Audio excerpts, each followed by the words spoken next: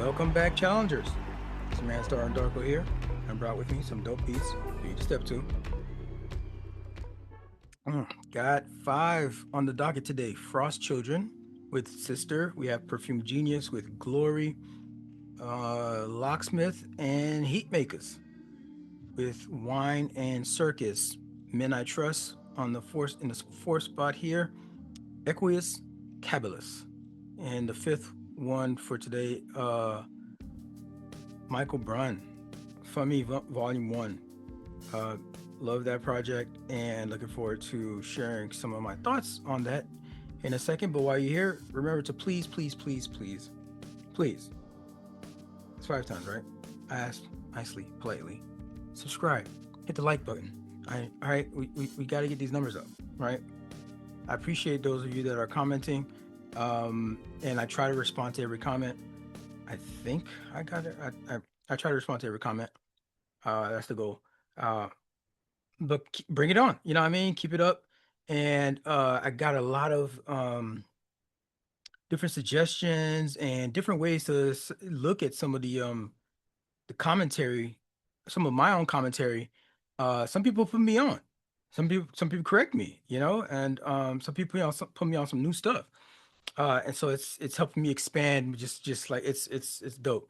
So appreciate that. And some of the stuff, and I don't know if I can maybe one day start making a list of who recommended what, because I'm starting to forget at this point. But yeah, maybe I'll do that someday. I'll put that on the docket to maybe think about making a list who recommends what and then shouting you out, you know what I mean? Something like that on the show. But keep it coming. I appreciate the comments, and I appreciate the liking and subscribing, and I appreciate the sharing, right? When you get these views up, I think we're talking about good stuff here. I only talk about stuff that I like, right? So you may call it a positive review channel, but like I don't necessarily know if I'm just all positive about stuff because there's some warts in some of the projects that I really really fuck with, so that's okay. And that's creative criticism type thing. But I'm not, if it's bad, I'll give it one listen, I'm out. I don't feel like putting my energy towards that sort of thing. So appreciate that you're helping me build this catalog of great recommendations throughout this whole thing of ours here. All right. So hit that like and subscribe button. Appreciate you. And again, give me your recommendations. Honorable mentions off top. Cooking Soul out with Raw Tapes 2. I you know I'm only doing 5 per episode, so this could easily have been like a deep dive for me. This project, I just love that. I mean, we're talking about this is mixtape hip hop. There's a bunch. It's like nostalgic. There's a lot of it's remixes, freestyles on here. We keep talking about JID has a freestyle, Lil Wayne got a freestyle on here. And then there's several other, like, 96 Nas, like these tracks that are just remixes, right? His like Soul puts his own like little flavor towards the thing, and it's the same deliberate feel of kind of like a lo-fi, gritty, deliberately, but it's heavy and boom bap energy that he produces. So um, love to see that work. There's actually, I think, dang, does what you call it? Cookie Soul he was on a whose album we reviewed? Cookie Soul, was that Aesop? That might have been Aesop. He was on there, but I think, I mean, I did Soul Burger. You know what I mean? Cookie Soul um is all over, right? Prolific. So I appreciate this project, and I think it deserves an honorable mention, and that you should at least give it a listen. That's the thing here. Hey, at least give it a listen, right? The second honorable mention, I was watching this new show to me, Invasion, just dropped season 2, and I was like, what's the show? I like sci-fi. I'm a huge sci-fi fan, and so I was like, you know what? I want to start. I also love catching a show on season 2 or 3 or something like that, because what I do then is I go to the first episode and start from the top, right? And it gives the new episodes time to build, so I don't have to wait. I hate like, I don't know, I'm an 80s baby, and so we were used to waiting, a week to catch the next episode kind of thing, right? Or maybe even if you had, some of the daytime shows, they might go through a little story, like a mini story, within that week. So they go Monday, Tuesday, Wednesday, Thursday, Friday. Actually, it's probably like Monday to Thursday, because Friday was like special TV, TGIF style. That was my joint. So I go back from the top. So that's what I did with Invasion. I went back from the top. And so this is a drama, a sci-fi drama series that explores what it would be like to live through an alien invasion. It gives vibes of Walking Dead, right? Because the aliens are the enemy and they live amongst us just like the zombies did in Walking Dead. It gives vibes of that, especially when you go from like, bro, this shit is so deep. It feels like it should be a documentary, or at least a PSA. This is what I'm gonna say. This is watch Invasion. Invasion is a PSA to society, to not just America, but to the world. If you ever wonder what it was like to actually live through these opening stages, and as far as the seasons have gone so far, this is the opening stage of an alien. Like, you're living one day, you're late for work, you're stuck in traffic randomly, and then the next day, there's aliens invading. Like, imagine that universe that you actually, it could happen tomorrow, right? I have my own conspiracy theories about all that stuff, but that aside, the serious, you know what? Actually, let's bring some of that in, because it's like this. What are the chances we're the only ones? Come on. That's like in the universe. You know what I'm saying? Like, the galaxy. Even like, we've discovered so much out there already that has like elements of what we think. I think they just discovered something that may be show that there used to be life on Mars. The preliminary studies are still pending, I guess, but whatever. My own thought is I guess law. I don't know. Is it law of averages or law of big numbers? I don't know. There's some scientific principle or scientific shortcut, right? When it's like, well, it's a vast space. What are the odds that we're the only ones that like are alive and have like life and consciousness and like and existence, and intellect? So they explore that, and aliens come. So there's a chance that in real life aliens could come, right? They come here, and it fits and starts, because you're not believing this. Some people are on it, and they show how it's a global issue because they have people from different countries. It's like told from a first person perspective, not first person, but like it's told from different characters around the world, and it's from their perspective, right? What they're going through, not from their eyes necessarily cinematically, but from the direction of how the scenes are shot and how the focal point of the protagonist of that particular scene is. They got a person in London. They got a person, I think one of the characters started off in Afghanistan. They had a small town in the United States. There's a sheriff in a small town in the United States that went missing. In Japan, right? To show that it is a global phenomenon, right? So that's what would happen in real life.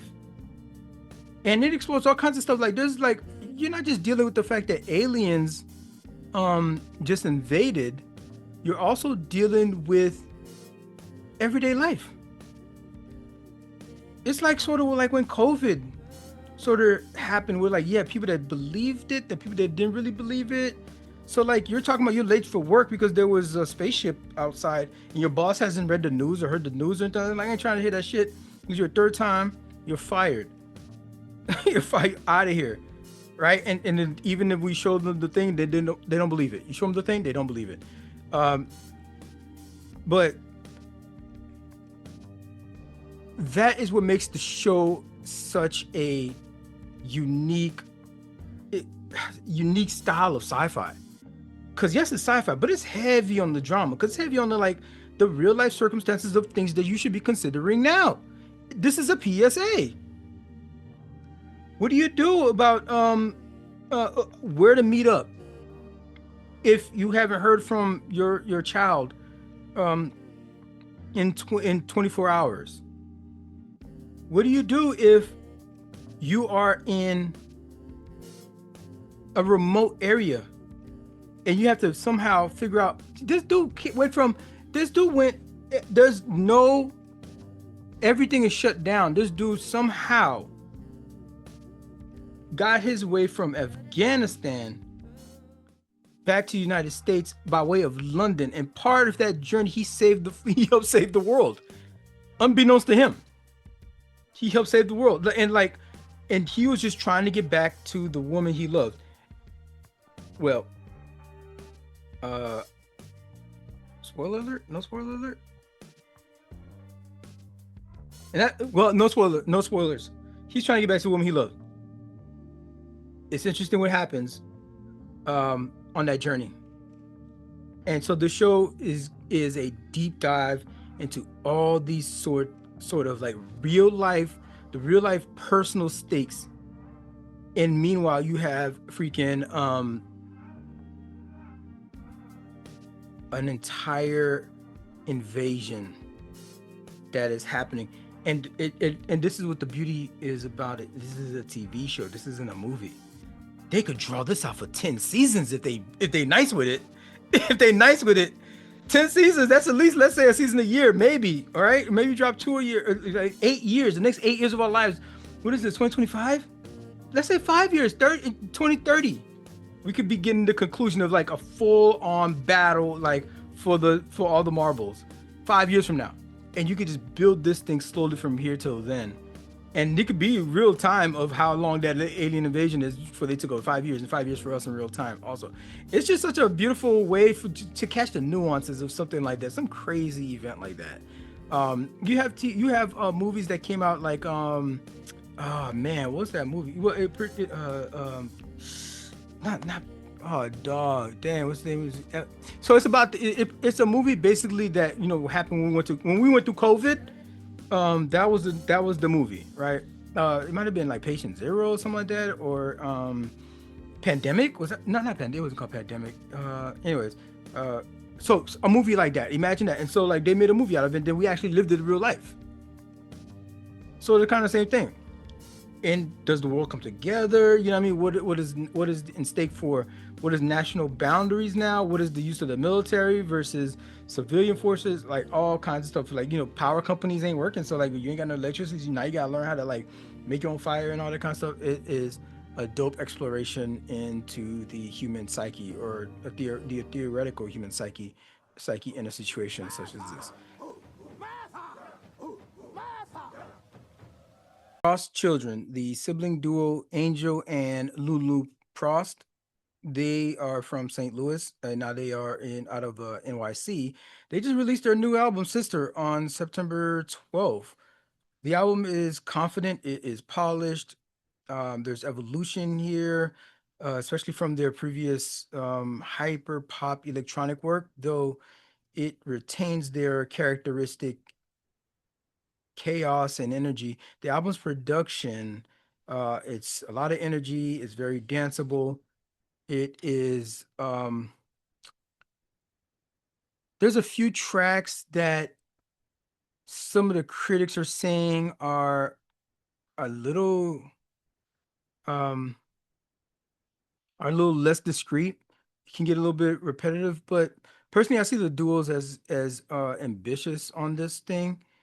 Their creative identity is balanced with it's almost like a minimalist maximus like duality that's existing throughout this project. The energy is vulnerable, the songwriting is um even more precise and candid than they've done in the past, where relying less on like loops and repeating verbs and words and stuff.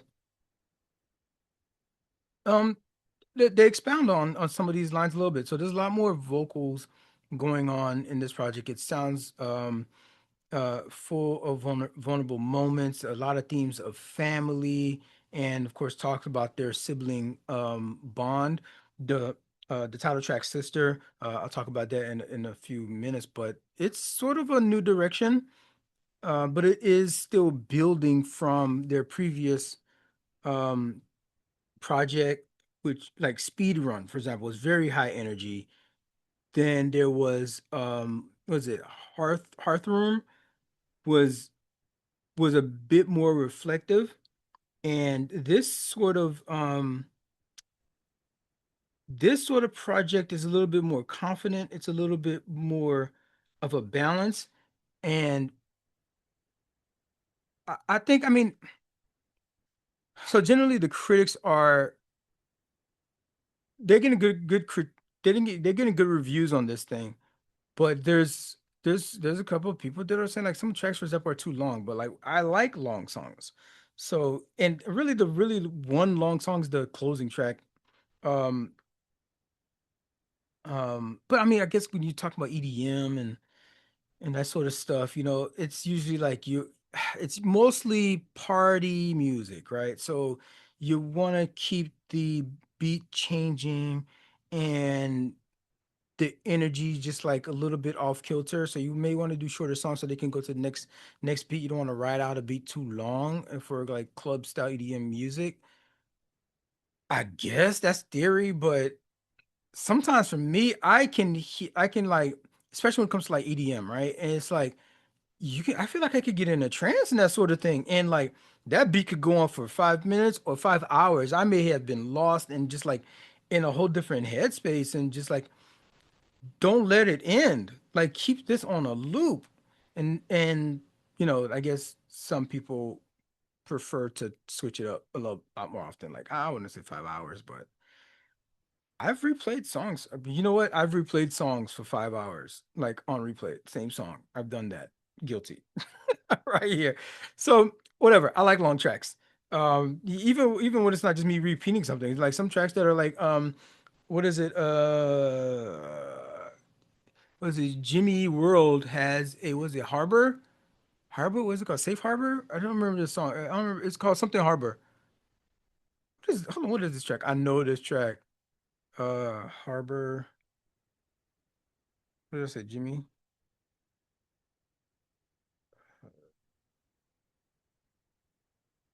That track was called Goodbye Sky Harbor. Yep. That joint is how long is this track? That bit is 8 minutes and 22 seconds. So I'm here for every second of it. So that's on y'all. But some of the standout tracks, that I think folks at least check out, I mean, as you want to jump into this thing, I'm here to promote listening to full albums, but if you need a dab verse, I'm not huge with the singles for anything. But if you want to dip your toe in a couple of tracks, uh Position Famous, this track has this it's super punk rock attitude, it's emo style, and then there's boom, this shifts in this like massive um euphoric dance break. It's got this whole weird almost famous. It's not like we're almost famous or almost rich or we almost made it to, but still got like a raw kind of like um grit kind of like um what do they call it? You know what I mean? Like that the dog still got that dog and you know what I mean, trying to fight and climb for that ladder kind of thing. So it's dope to be able to have to be so established and still be able to tap into that sort of thing. That track Falling, that's another one. Falling is more emotionally, resonant. It has this swell before like the synths um before the synths come in, and it gives you a breath for moments of vulnerability, but it builds a lot of tension through that whole thing. So this is like just a whole exploration of just like it's a step above EDM. This means it's more than one note, and that's what I appreciate about it. Another track, Control, which one? It's one of the singles that had got dropped early, and it's got these disorienting, crunchy sounds and repeated lyrics about taking over control. It's a banger, and it feels like a starter a starter song. Like if you starting to like a playlist you about to go out that night, this is one of the starter ones to be like, okay, get that energy up, right? Real quick. Of course, my favorite track on this joint is Radio. Radio. Let's put that on right now, actually. So I'm listening to this joint while, so I can see keep that same energy. Okay. Radio. Radio. Featuring Kim Petras. This one is just pure fire. It is this total like blog house throwback with shuddering vocals and a driving high energy beat. She features this perfect match for the vibe of this whole thing. It is giving total 2010 electro pop energy. Uh, but the real heart of this whole project, like I said, is Sister. It's a sibling heavy project, and they having a song that's dedicated to your sister. Um, I didn't have a sister, so I wonder, you know, these relationships. I have some friends who have kids, and there's a boy and there's a girl, and I had a sister. My sister passed away when I was told before I was born. So I think she would have been older, and I was born, and we might have been 2 years apart. So she died in like infancy. So I never had any consciousness of having a sister. I was only told. And so it's interesting to see if having a relationship with a sister, like a guy and his sister, which is mad different because I have brothers. But I love that they've been cultivating a relationship for so long that they end up making like a successful music career out of it. To the point where you dedicate a song to his sister. It's this acoustic reflective moment that's right in the middle of all of the chaos and high energy. It's super tender, it's personal. Lyrics are talking about growing together and growing closer, and having a thing like this going on. It's the kind of song um that proves that you can do it all. You can have a project that really hits hard, but also in certain moments of high octane, it can let you peek behind the curtain and see that there's a controlled chaos that's happening back there. There's a pretty show up front, but then there's like real stuff in it going on in the background, real stress. But finding the your solid rock in your sibling, man, that's dope. That's dope. You guys are each other's um support system. Now, it's a great project, but it does follow a lot of the typical formula in a lot of places where it's, the build, the build, the build, the build, then break, it then, you know, drops, the drop pattern and, some typical EDM influence structure that's happening in a couple different places. But it's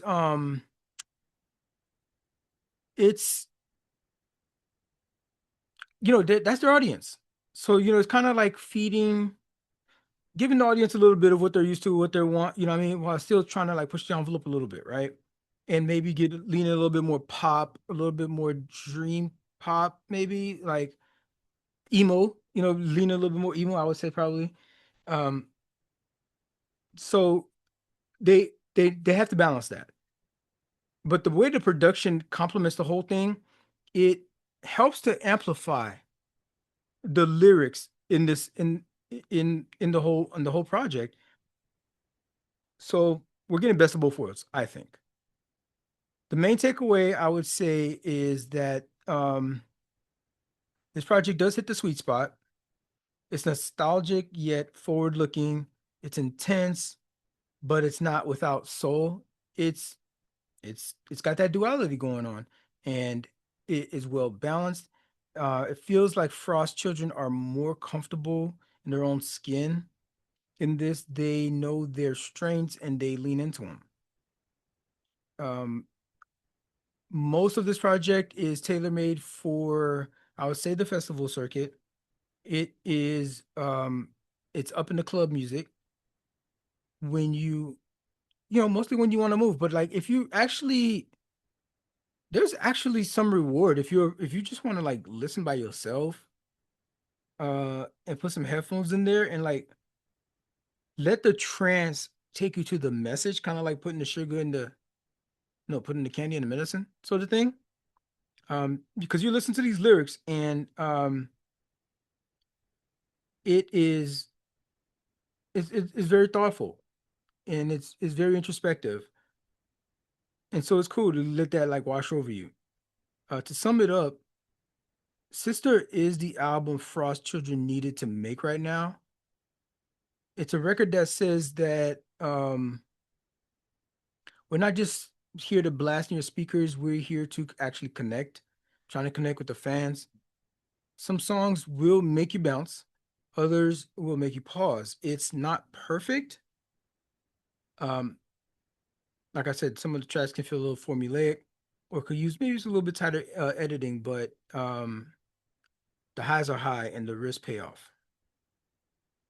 Ultimately, they're musicians, right? So they're bringing a sound, they're catering to their audience, and so they're doing what they got to do to get the art out the best they can um,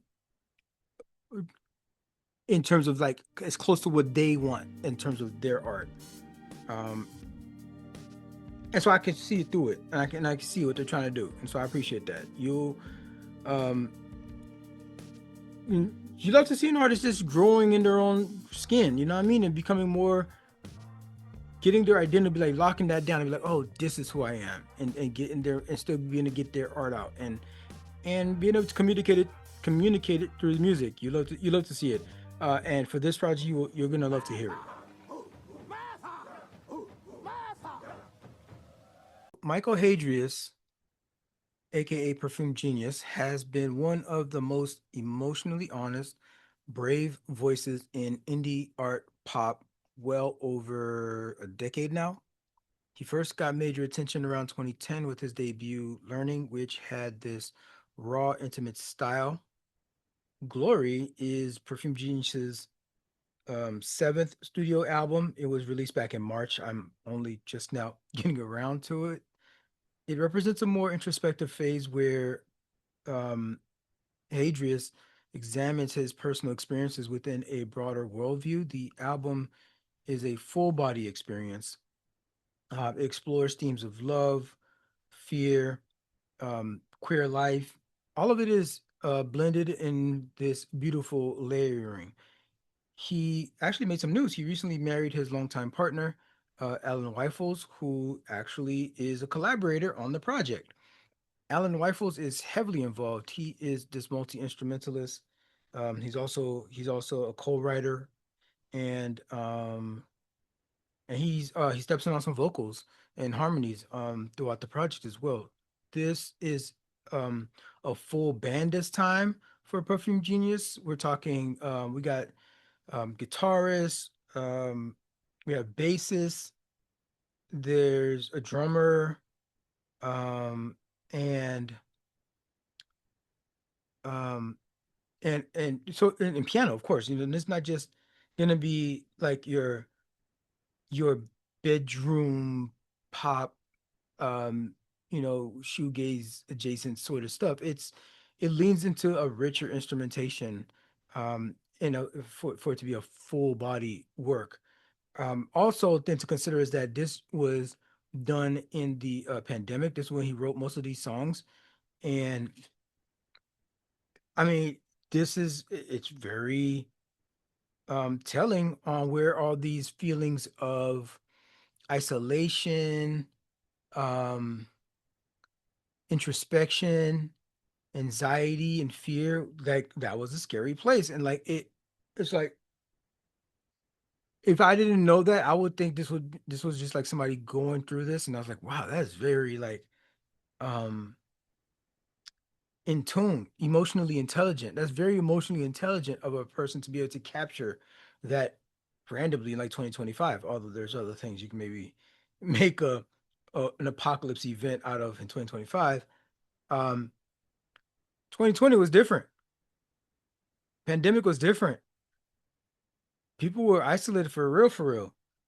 We like had to distance from each other for real. Everything that we were used to in our modern times with associating with being human was different. How we interact, how we move around the world, how we work. What is work? What is essential? Right? Um, what are our customs? Handshaking? Handshaking? The Obamas used to get made fun of for the fist bump. They were ahead of their time, apparently, right? This is Because culture, everybody fist bumping now. right? This is culture, That culture. elbow shit was always whack. It was always whack. I never did it. Nobody was going to. I might have done a shoulder bump. I think I did a shoulder bump though. Um, but that gives you the um, essence of what he was going through in 2020, and he puts it all in words. And but it's timeless because he's not specifically talking about COVID. He's not mentioning COVID not once. But these feelings that he's expressing here, we can all relate to at any point of our lives. Some of the tracks that stand out for me, it's a mirror. That's the first joint on there. It's the lead single. It has this gothic Americana vibe to it, but it's still like a muscular sound. It's up front with some of his ambient work, but it sets a tone. No front teeth. No front teeth. I love the way that chorus is kind of mellow like that. This one is featuring Aldous Harding. It builds from a hushed beginning into more intense. Um, this is No Front Teeth, right? No Front Teeth. This is the yeah, it's the second track. Yeah, it's a bit more layered instrumentation that's happening on that particular track. Capezio, love that one. It's a standout for the falsettos. It's erotic. It's yearning. It has these emotional edges. Um, and then I think it's a return to a particular archetype that might have been from an earlier project. It's um I remember from an earlier project. There's a track on some earlier project. I think this might be a callback to. But that's dope to be able to tie into projects like that. But the song that is um sticking with me that got me in the headlock is In a Row. In a Row is a dark fantasy exploration storytelling sort of track. It's imaginative. Um it- like in terms of the story, imagine being kidnapped. The drama and the intensity that he builds just from the very first bar, locked inside a moving car, flopping in the trunk, going through, I think, a tunnel, counting every bump. I hear murmurs from the front, broken up, so I don't even know what's going on. Isn't that something? Take me the long way round. Think of all the poems I'll get out, choking on my spit. It's a serious thing. Finally, some meat, some lines for me. Turn them up all nice in a row. This part right here, these lyrics, this is just a whole freaking story. And the way he delivers this thing, it's slow. It's somebody that's waking up out of like just like what just happened? Where am I? I'm locked inside of a trunk. I'm just flopping. I'm flopped into this like this. It's a moving car, and you're just figuring out where the hell you are, and you're trying to make sense of the world. What the hell just happened? but it's all metaphoric. Um, Trapped in a world or in society or in this, I that's what I at least I think, just and things are moving along, and you have to like do what you got to do to stay alive, to survive. You have to just go along this ride, even if you don't want to. If, no, I don't. I want off this ride, but you have no choice. You're kidnapped into it. And if you want to keep the lights on, if you want to keep the heat on, if you want to have a roof over your head, um, it's so extra. It's so bizarre, is what he says. It's like that we know the formula, we know the play, but we have to freaking play this damn game. And then at the end of the day, we all just fucking die anyways. And it's like, what was the point of it all? Why couldn't we just be having fun or having a good time or making like, um, feeding the hungry and just like sharing resources? You take me the whole way around just to get to this tragedy at the end of it all. This part right here that really spoke to me is take me the long way round. Think of all the poems I'll get out. Even though he's in this situation, our protagonist here is like kidnapped. This is still hopeful. Think of all the poems you're about to get out. So you're thinking like, okay, man, wait till I tell them about this joint that happened to me. So you're already picturing your survival.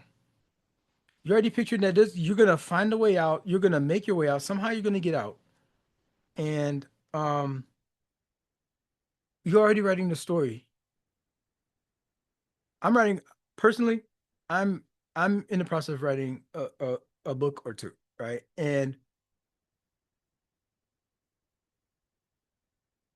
it's hard to read books anymore, just like a reader, because I read books now, and it's like I have my writing cap on the entire time. I'm like, let's see how they put this sentence together. Oh, really? That's how they did the idea. Oh, you chose that word there. I wouldn't choose that word right there. But like, wait a minute, what level of writing? What level of handwriting? What level of English is this? You know what I mean? Is this or man? Well, I wasn't told to I could write like this. Whoa, what's this? And like I'm getting all these like experiences as a writer when I read these books now. So it takes me a little bit longer now to read because I'm freaking analyzing just the freaking fundamentals of it, just the structure of how different authors. And you get one author versus another author, and just like they have their different principles and their different ways of writing. It's fascinating stuff. He is locked in a trunk, and even then, he's still writing. Think of all the poems I'll get out, all the songs that I'll get out. When you're a creator, like when it's in you, right? You're always thinking about creating. Whether if it's a book, whether if it's a podcast, if it's art that you draw, you see the world, you see a car, you see a building or something like that. You don't just see you see what you see is a template. What you see is a draft. What you see is a phase one. You know what I'm saying? Volume one sort of thing. Because you're like, oh, you're breaking this thing all the way down already and still creating. A director that goes watch a movie, like they're freaking Neil deGrasse Tyson when it's on Interstellar or Gravity or one of these movies or whatever. And it's like, no, he's a physicist. It's like he cannot just watch the movie just like that. Like it's in him and it's everywhere he looks and sees. He's gonna be thinking about the physics. That's what it is with creators. And like even in this kid's situation, he's kidnapped. He's thinking about writing poetry. Amazing. It goes on to say, tracing every lonely mark on the basement wall, calling out from every corner till somebody comes. This whole thing is so extra, so bizarre.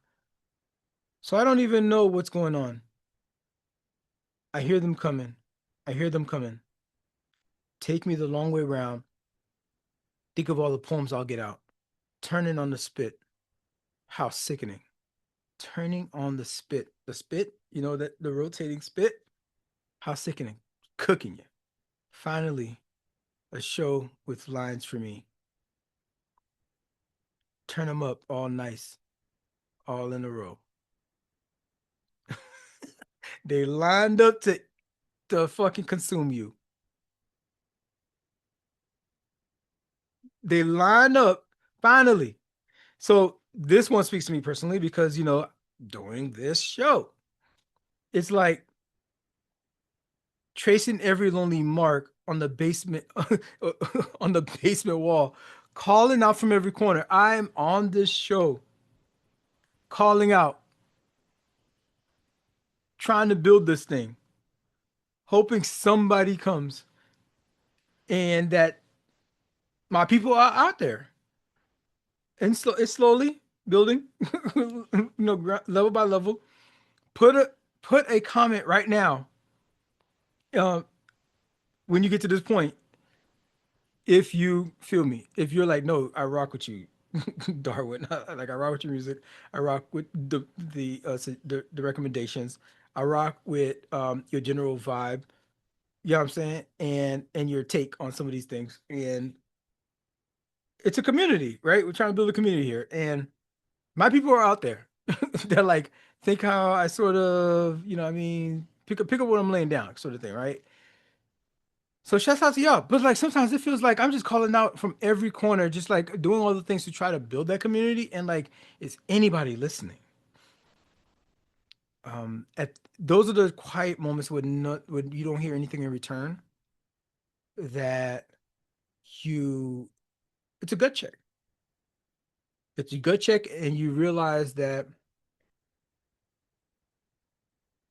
no, I'm doing this for me, and I want to build and find my people, but I want to do this. I'm passionate about this. I'm not just doing this because people like that I'm doing this. I'm doing this because I like doing this. It's cathartic. you know, I get to research a bunch of artists and projects and interpret some of their stuff. I've discovered so many people that I would have never come across that. Like I would say some names to some friends and something like that. They've never heard of these people. I mean, some of these artists don't have a million followers. They don't have like 20,000 subscribers on YouTube. Some of these artists, and they're just making some groundbreaking stuff. So I'm yelling for, what I mean, calling out from every corner, just like he is on this thing. Perfume Genius is, and he's gonna keep doing it till somebody comes. And so that's what I'm gonna do. I'm gonna keep doing it until somebody comes. People are coming, but hopefully it's not until I'm turning on a spit for a line to form. Um, so I don't want to suffer his fate there. But glory um it's not about triumph. It's not about necessarily closure. It's about it's about going through that process of going through, just like living with the mess, growing through the mess, the confusion. Sometimes it can be painful, sometimes it can be edgy. Um, but anxiety, grief, disconnection, we've all had that sort of that shared experience, and we can relate to the growth and the maturity uh that Perfume Genius is exhibiting on this thing. Uh, it's an album all about maturity. It's an album all about like turning lemons into lemonade, right? Shout out to Beyonce with that Lemonade project. It's all about making something beautiful out of like the tragedy of like existing in this freaking world, um and the growth itself is a celebration, right? Forget about the exact thing you grew on, but like the growth itself is just a celebration that you're progressing, that you're not staying stuck in the mud. This project is really good for like a late night listen. Maybe you and somebody that you're close to. I'm thinking like dim lights, maybe something post sunset where you can be like reflective, but it's also a good project just to listen on your own and put it on headphones. And I would even put it on, I would even blast it, I would even bump it. It's not a lot to bump and blast because it's very it can get very mellow. Um so you know what I would be better like I would say I would say put some headphones on and put that bit on medium so that you can actually tune into some of the the instrumental moments. Remember I was talking about Alan was on that, and he like really shines on this project, and it's very complimentary. So this is an album that explores heavy themes. I get it. Um, but it feels like these themes are genuine. Like I said, he wrote it in COVID times, and it is evergreen. It's a nuanced look. Yeah, like I said, 2025 can be. Some people can see this as being some existential moments. So it's a nuanced look at what it means to be alive right now.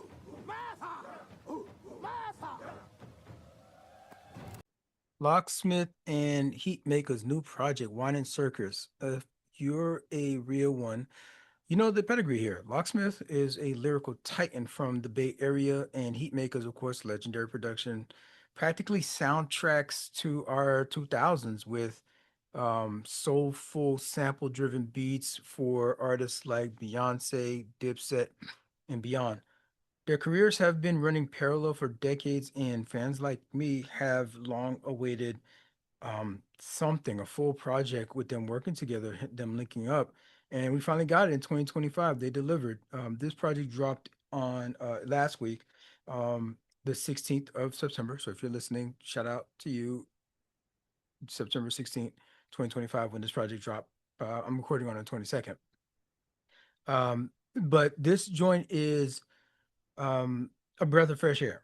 So a little background: Locksmith is, um, an underground rapper, uh, heavy on the battle rap scene, and he is, um, you know, conscious rap, political rap. I think he leans more political rap than what I would necessarily call conscious rap. I mean, there's definitely conscious rap in there. It's like it's not that far removed, but he brings the sharp lyricism, introspection, but he brings in a lot of politics specifically. With conscious rap, I feel like maybe have like one track or two tracks on politics on a project. And conscious rap is more like self-building and building community and critiquing community, critiquing the, kind of like stay woke thing. Like the politic one would be like the track about, what I mean, hey, keep your third eye open kind of thing. But this is talking about contemporary on here. Locksmith is talking about contemporary um political headlines, pretty much. It's heavy, it's soulful, but it still has the boom bap production from the Heatmakerz is, crack shout out to crack music. It but it still feels like lush and textured and like matured. So shout out for that combination of these two working together and collaborating on this to make that perfect synergy. The production is built for Locksmith's sort of delivery, his rhyme flow, and his style. So match made in heaven. Locksmith himself actually is been a workhorse lately. This dude has been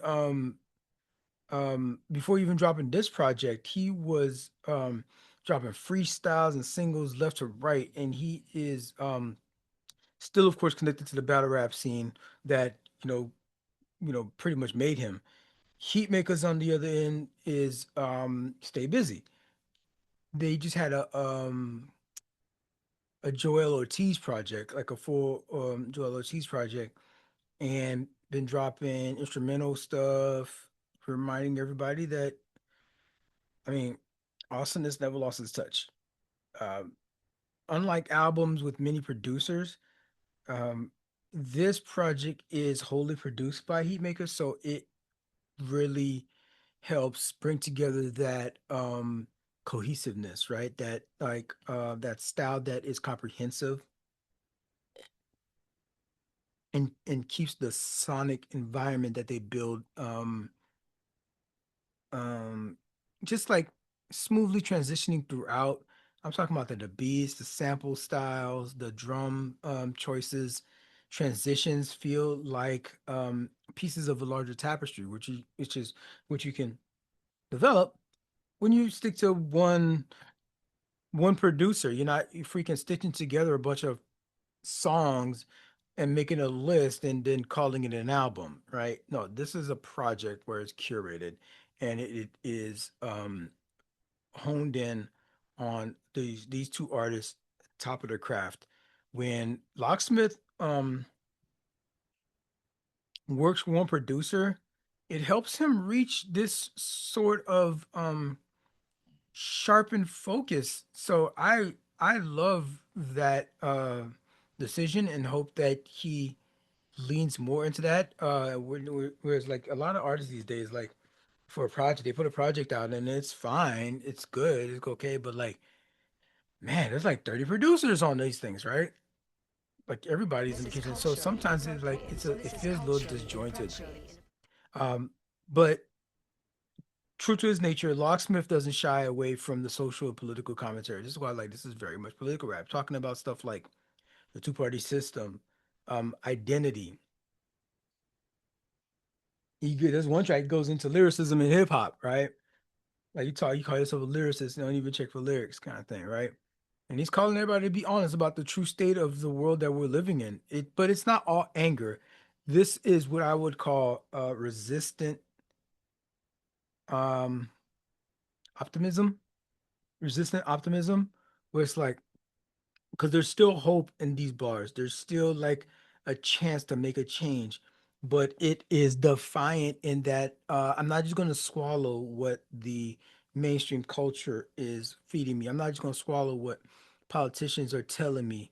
Um, the tracks are balanced. There's criticism in these tracks laced throughout, but there's also hope laced throughout. And Arsonist supports this by not overpowering the message. Again, another testament to this being a well made match. Some of the tracks that really stick out to me, starting from the top, The Greatest Show on Earth is a strong opening. It sets the tone. It has the chipmunk style soul that is known from the early aughts, right? From the early 2000s.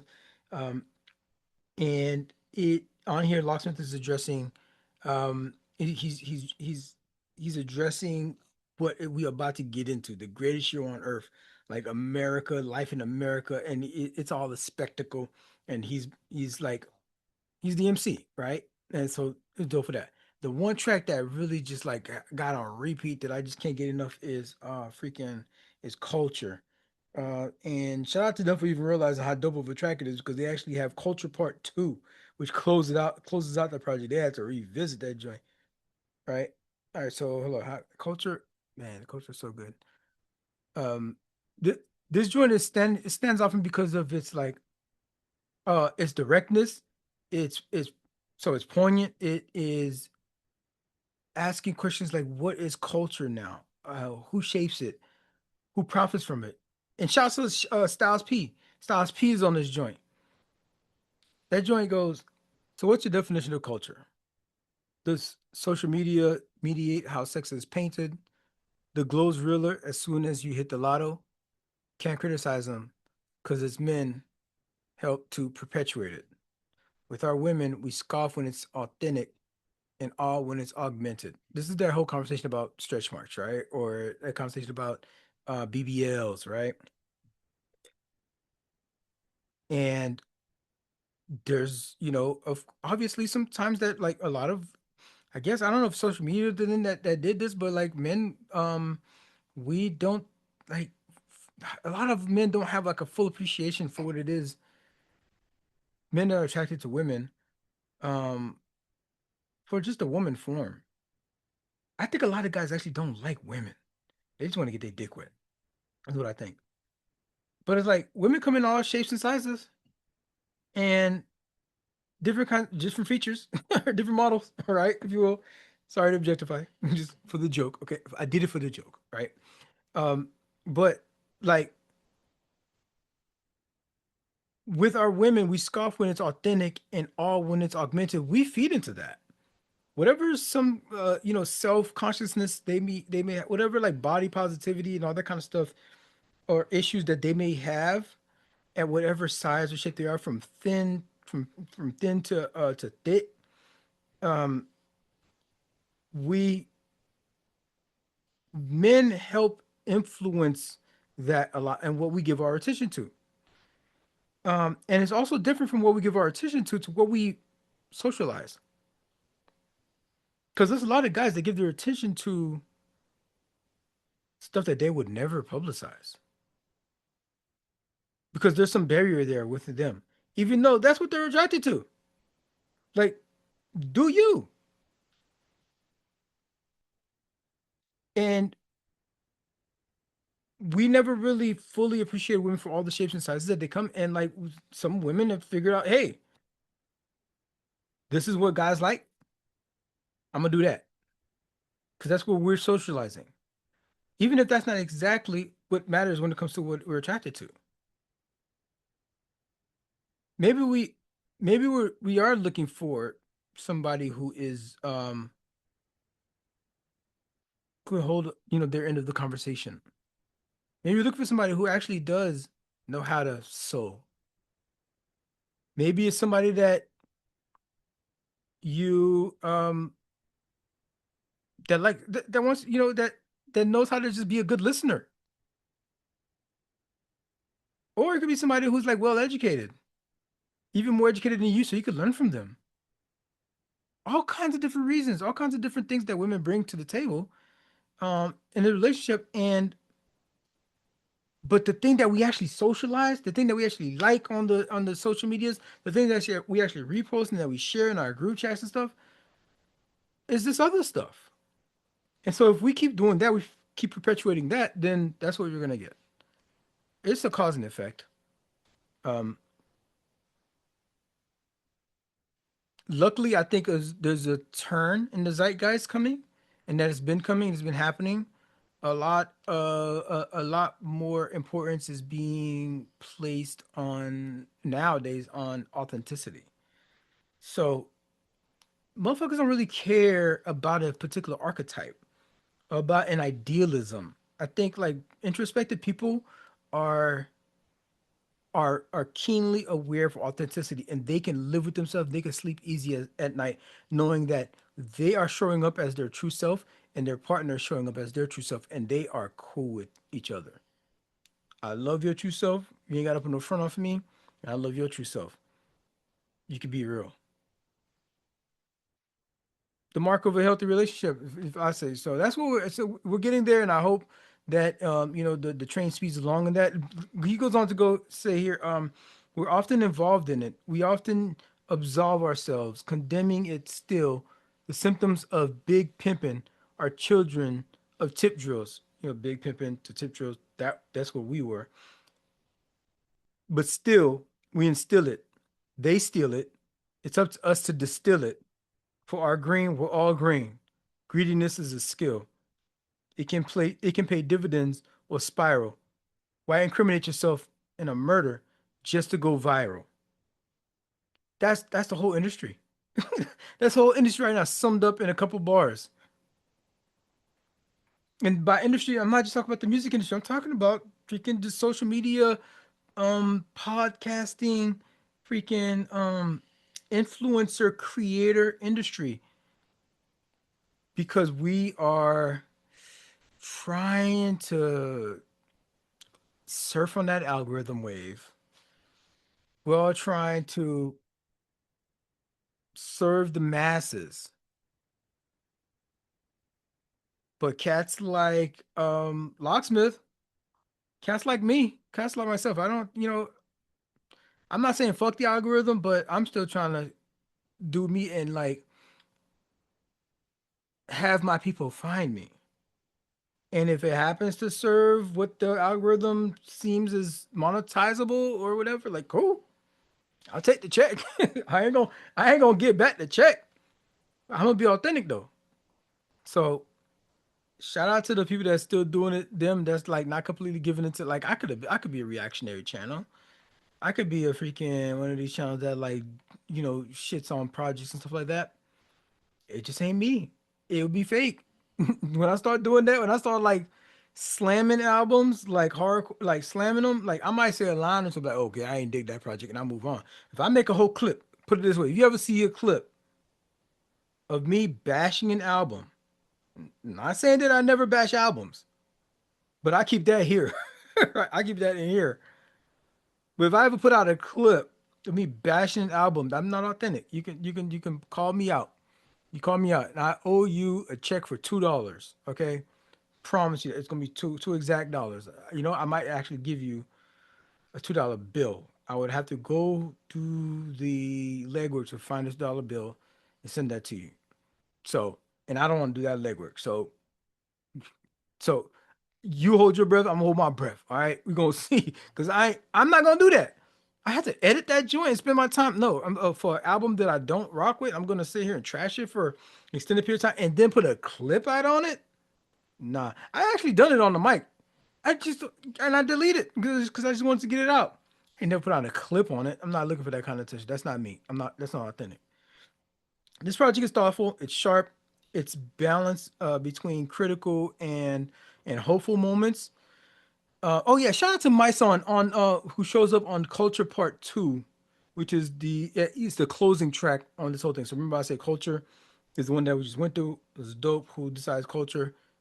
My son makes an appearance on the closing track where they revisited Culture Part Two.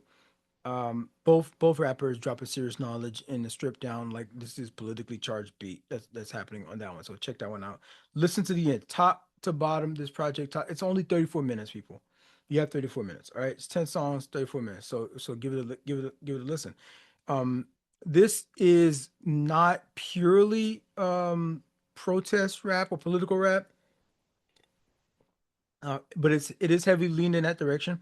And but there are very much inspirational moments in here, emotional nuance that's happening, um, a lot of like talk to the community, the hip hop community. There's even we're saying about there's one track about at the end of this whole thing, she there's a interlude that goes, "We would rather listen to someone talk about music than to actually listen to the music."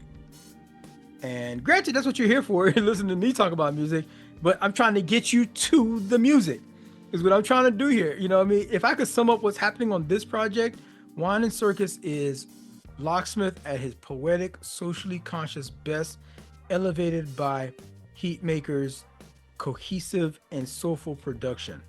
It deserves your listen, um, and it deserves your attention because there's like message scattered throughout this whole thing.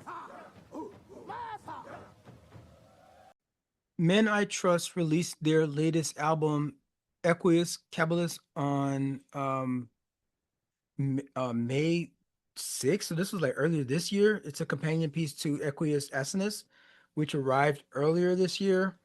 With their second release of the year, the Quebec-based indie dream pop trio offers not just a departure from the elegant refinement of their signature sound, where Equus Asinus explored some new sonic direction. Um, Equus Caballus, oh, God, I keep saying Equus Caballus, Equus Asinus. So the Asinus is a donkey. So we're talking about a domesticated donkey was the first project, and this one is a domesticated horse. Um, so all equestrian related in that sense.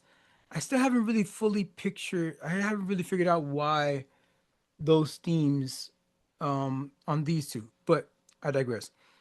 Um, this project leans more into what the band does best. It is the result of some of the most gorgeous, emotionally resonant sounds to date, probably. This is the epitome of whispercore. Prepare yourself, right? For those unfamiliar, um, Men I Trust, so you got Emma, who is the vocalist, the guitarist. So she's the one with the whisper chord that I'm talking about, right? Then there's Jesse Karen, he's on guitar, does bass. and Dragos is on the keys. Their music has long been defined by these sort of hypnotic textures with the whispering and the disco adjacent synth heavy production. Um, so you're gonna be engrossed with the understated guitar. There's these, of course, the smooth, airy vocals, which I'm calling whispering. Uh, it is a blend of sound that, oh, man, that the way that that bass guitar slaps, dum, dum, dum, dum, dum, it's like it is. It's like a signature sound for them. So you know them, and they're unmistakable. You know them when you hear them. The album is less heavy in it's the album leans heavily on layers from the air synth, the gentle guitar parts. Sometimes it might sound filtered or modulated, so it feels like it drifts in and out. But I feel like that's the way that I feel like it was intentional. That's what it designed to be, to kind of like just the way her voice carries you from from track to track, and from even a climax of a particular track to a hook right into the verse.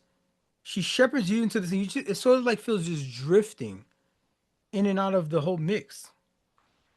Things can get quiet and then louder when it needs to have the impact.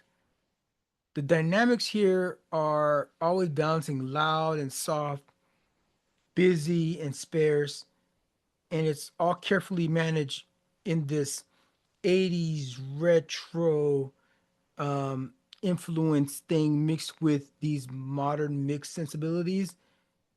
Again, carefully curated. The mixing is clean. There's digital clarity with the subtle effects that supplement whatever track that you may be on. The guitars are sometimes warped even, but everything comes together and serves the mood, whatever mood the particular mood that they're going for that particular track. Speaking of which, these are some of the ones that really spoke out to me, like from the jump. To ease you, this is the opening track of the project. It sets the tone with optimism. It's clean. The guitars are in the interplay with the guitars is subtle. It is um it's very on rhythm. It keeps the same time. The gateway, it ends up being a strong gateway to the rest of the project. It's definitely one of the ones that sets the stage here. Another Stone comes up a few tracks later, and this one is a little bit slower, but it's reflective. It's filtered through these acoustic riffs, and it carries this emotional density. Billy Toppy comes further down the list here, and this one is probably the most anticipated and hyped of the newer singles. Um, it's giving some of that more anthematic synth pop energy. This is I culturally love inappropriate. This is culturally whose song is inappropriate. this? The Better Half. This joint is funky, right? And it's like I love me some a funky groove. I love me a funky groove. It has moments with the guitar work that just it gets um a little bit dissonant and just a little bit weird. And it's all like happening in interesting ways. So I love that track. So that's a good one to like step your toe into if you like heavy on the bass, right? Worn Down has this chorus that is catchy and it builds nicely. That's the second to last track on the project. That's actually the last track on the project. I'll talk a little bit more on that in a second. But Eris Wait is the last track on the project, and it's an instrumental, and it's like only 2 minutes long, so it almost feels like an interlude, but it's an interlude at the end of the project. So really, I think like Worn Down is like the last legitimate track on, but I like what they did there. I do like how they did that. And it just leaves the atmosphere sort of lingering, right? Towards the end of the project. Like, is it over? Is it to be continued? Kind of sort of thing. I love that how they put that together. Um, Equus Caballus doesn't reinvent the wheel for Men I Trust, but it's a confident, polished ride through this terrain that they're building towards. They are making their tracks for their listeners who enjoy subtlety, introspection, and a blend of that blend of nostalgia. It's dreamy, it's melancholic at points, yes, but it it's comforting. There's a bittersweet quality that I think everybody can relate to personally. That's why I think it's worth a listen. It's the kind of record you have to live through, that you actually have to listen to multiple times. Um, Give it multiple listens. It's the okay. So where would it would be dope? I think if you can have like if you can manage this without disturbing other people's peace, it would be dope. I think to maybe go to a park, grab your blanket. You know what I mean? You sit down in the park. Maybe have a friend. Yeah, a friend. It doesn't have to be a romantic partner, but have a friend. Have a Bluetooth speaker and put that and turn that thing up and just like listen to the natural sounds, take in the natural landscape, and like you're not there to talk. You're not really there to have a conversation or conversate, as the kids may say. Um, you're here to listen to the album. There you go. A two-person listening party. That's your date. Hmm.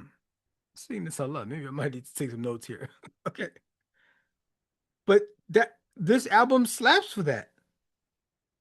It's dope. And then you have a lot to talk about after that. Trust me, if you was struggling for a conversation. I'd say it's like this. Equus Caballus is Men I Trust leaning fully into what they do best. It is moody, it is atmospheric, it's textured, emotionally resonant and nuanced with enough sonic variation to avoid like sounding like their stuff is on repeat, right? I think I think they leave you off with an impression of clarity, a gentle reminder that sometimes um, the quiet moments hold the most truths, and that's why I think the closing track is very much um, well placed. It's an instrumental track, sounds like an interlude, but after you listen to Worn Down and to have Eris Wait come after that, I don't remember if it was a continuous segue. It feels like it was. Let me see what this thing was like. Where is it? Eris Wait. So if I go here, is it a continuous segue? I don't think it's a continuous segue. It sort of is because Worn Down ends with a crash. Mm-mm. Nope, not a continuous segue. But sort of a little bit because it Worn Down ends with a crash, but then there's silence at the end of that crash. It just doesn't end the track.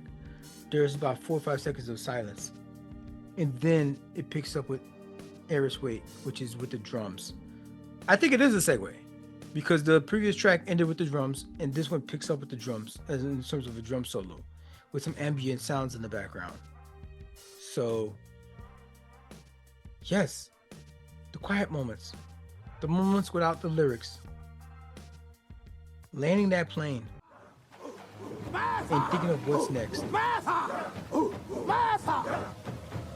Michaël Brun is a true cultural polymath, a Haitian DJ and producer who's been blending dance music with Caribbean roots for years. He started out on violin and piano before switching gears into the DJ stuff. At one point, he even planned on becoming a doctor after attending medical school. But thank goodness he chose beats over hospital rounds. Since then, he has been steadily building his name and his label, Kid Coconut. But with Family or FAMI Volume 1, it looks like he is reached a new tier, bigger, bolder, more global. I forgot who used to have this, like Mr. Worldwide, kind of like Pitbull, right? The global moniker. Um, but he's doing the same sort of thing, bringing a lot of different cultures together, um, but all centered around and celebrating and promoting Haitian culture. Uh, shout out to him. Bio Festival was started off as these like block parties in Haiti. um he's always considered himself this cultural ambassador, and to the point where now this thing is happening at the Barclays Center in New York, selling that place out. um he he even did a like when they had Flag Day down in Miami. He was at the Marlins Stadium. I think he gave like a speech or something there at Marlins Stadium, and all of it is rooted in promoting Haitian culture, Haitian music, and influencing um, the popular culture the same sort of way that um, um, Afrobeats sort of infiltrated. So he's on the forefront of one of these people that are like bringing that sound to the main culture, make bringing that sound to the fore. Sound that I grew up on, being infused in typical pop pop cultural stuff. There's even a track on here with um what's that not reggaeton with reggaeton influences on there. Pop, freaking reggae music, of course, heavily up in this joint. Brun continues to build these bridges. These tracks have artists from all over the Caribbean, Latin America, and Africa. They come together. The instrumentation, the percussion, all makes sense. He pulls it all together, all wrapped around a compa, la la, um, reggae adjacent um, atmosphere that he creates throughout this whole thing. There are some moments of pop and R&B that's in there, but of course that's still just going to be like the American influence because we all black, right? You'll hear the textures, particularly when it comes to the layering of the percussions and the vocal styles on this thing. That's how you'll. It's unmistakably world music, um, Caribbean heavy for sure. It's 30 minutes. It's 11 tracks, so it's not a big commitment to get through. Um, it means that though that Brun had to be focused on his selections, on his um curation here to make sure that he is getting his message across, which is an activist almost message of sharing the culture, of promotion, an ambassador for the culture that is through music. And he has to do it in 30 minutes, right? 30 minutes or less. Uh, but that accompanied with the vocal features that come throughout the album are an explosion of energy and dance and melody rooted in the culture, a shared culture. That's why it's called FUMI, right? Which is again, it's all about the roots. It's all about family. It's all about community, right? We have folks like John Legend on this joint. Beanie Man makes an appearance. Becky G. They all bring together their distinct voices to add an emotional range to the overall project. Some of the tracks that like really stand out for me is the starting off with the opening track Jessica, which has Saint Jean on there, which Saint Jean had one of the best. albums I think of 2024. You know, again, one of these people that's like, oh, why isn't everybody on This is this joint? You culturally know what I mean? But inappropriate. This Sejan is joint is built for culturally festivals, inappropriate. and this project itself is more of a festival kind of conglomerate of activity that's going on here. So the last project from Sejan called Festival Time, I think it was called like Festival. What was that joint called? Festival Season is what it's called. Yeah, Festival Season. Fits perfectly there to be an opener. It's vibrant, full of energy. It's catchy and it sets the tone. Touchdown is going to be the one when I mentioned Bounty Killer is on this. So Touchdown a couple tracks later. Bounty Killer is on that joint. It's big. It's anthematic. It feels like a track that's meant for the stadium. So I bet that went hard at the Barclays Center. A track that you might have come across, right? That has been making the rounds is Safe.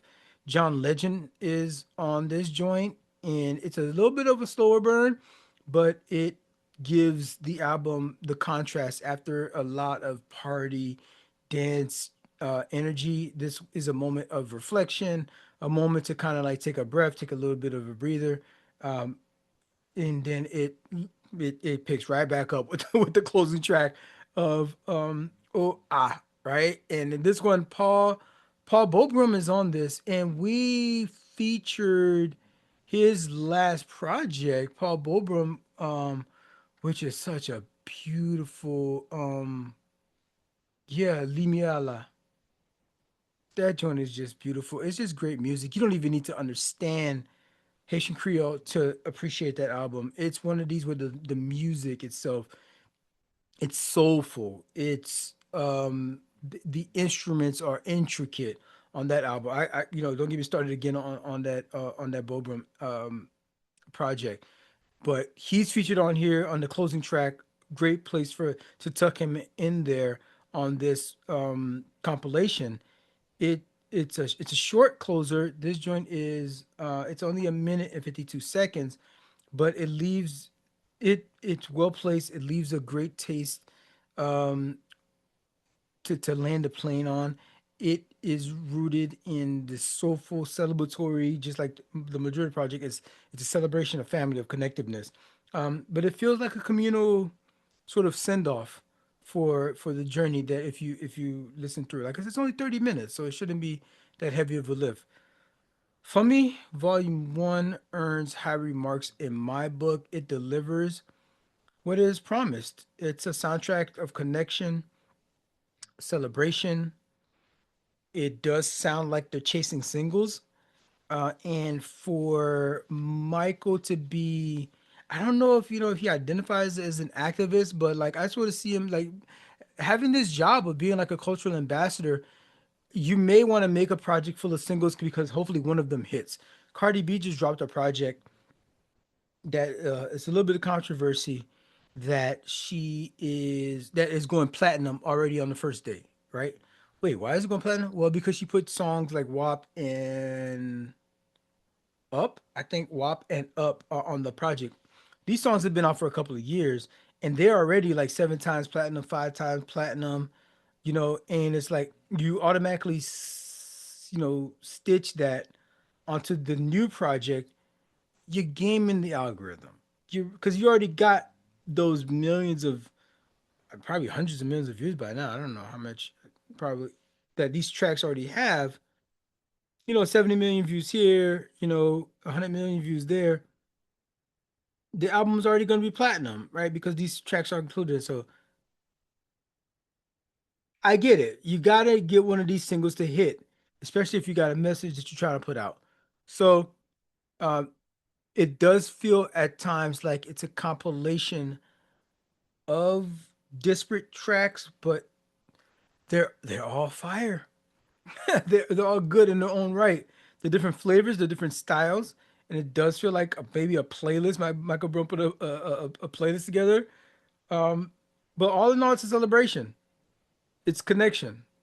He brings together these voices across continents, across languages, across genres, blending the Haitian identity with the broader diaspora, connecting us all. I know there's oftentimes these divisive conversations amongst the community, the Black community, the ADOS community, the African community, then even the Caribbean community. But we all Black. Those of us that are Black. We even had Locksmith. I mean, he's um he's he's blended. I mean, he's Black and I think Iranian. He identifies as Black and he presents as Black, right? So um we're stronger together than we are apart. And at a time like right now where bigots are being um um idolized and is the term Leninized? Being going through sainthood posthumously, being presented as if they are the Martin Luther King of our time when they are actually white supremacists, when they are actually advocating for the demise and the retrograde behavior of people that look like me. They're advocating for that. They want to go back to a time when dot dot dot. We at a time like this specifically need to come together. We need to surround ourselves with true history, true togetherness, grounded in the roots that are familiar to our ancestors, to our same shared ancestors, if we go back far enough. None of this arbitrary 100 years from now, 100 years ago, 50 years ago.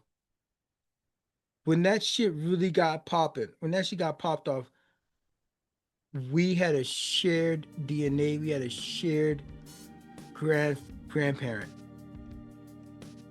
We got divided, they divided us, and then we embraced the division. Michaël Brun ain't on that. There's a larger picture here. There's a bigger connection here. And he's bringing this together with a soundtrack of celebration, a soundtrack of movement, and of togetherness.